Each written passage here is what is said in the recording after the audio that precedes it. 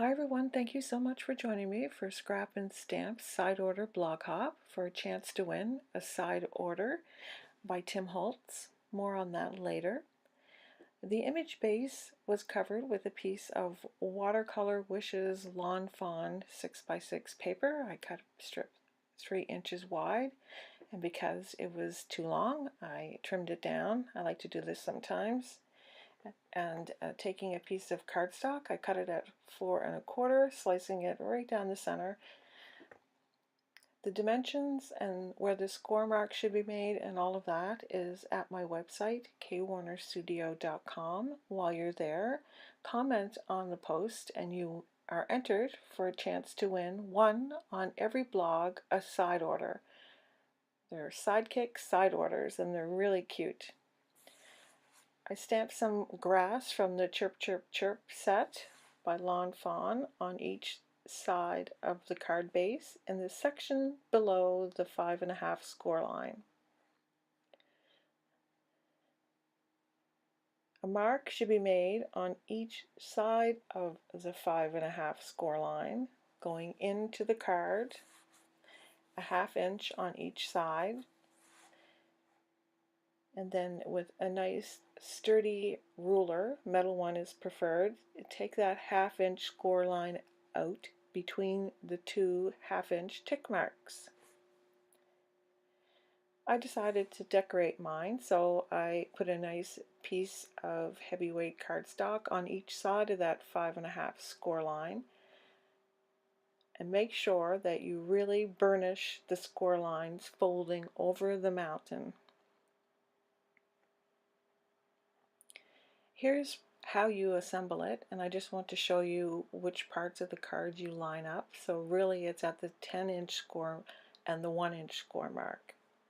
You fold them in upon themselves, and then with them the card base face down and with the flaps facing you, you attach a good quality double-sided adhesive on each end. One end of the base should also, the image base should also have good quality double-sided tape on each side.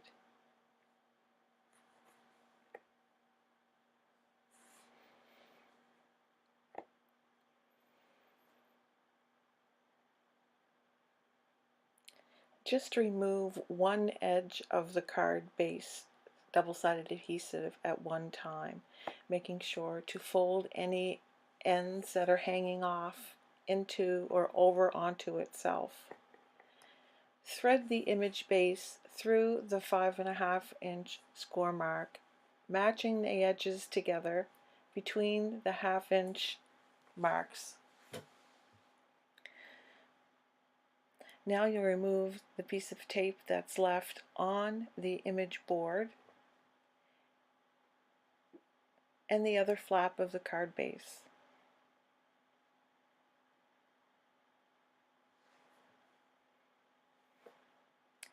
Holding the inside flap together, you line up the edge and the corners. I find it easier to lay it on a flat surface, match them up, and then press down. This line must be burnished well too. Then you fold it onto itself so that the image base is sticking out. Sometimes you might have to fiddle with this a little bit, folding it back and forth to get it to stand right, but it always stands. I applied some grass die cuts. I stamped the butterfly pattern from the Chirp Chirp set, and then decided to use the Chirp Chirp butterfly, cutting a butterfly and a piece of vellum, attaching them both together, and then using the body of the butterfly with the side order. The rabbit and the chick were cut and assembled. Some embellishments are on them, like Nouveau, crystal drops. I applied flowers and scattered a few Easter eggs within the grass. The images are just placed there right now. They're not glued down, just the butterfly is, and the flowers as well as the eggs will be here soon. And then I've figured out that I like that placement, and then I applied the liquid adhesive, Nouveau Deluxe adhesive, to the back of the rabbit and the chick. And that is the finished card. And here I wanted to show you that it fits really well within an A2 envelope.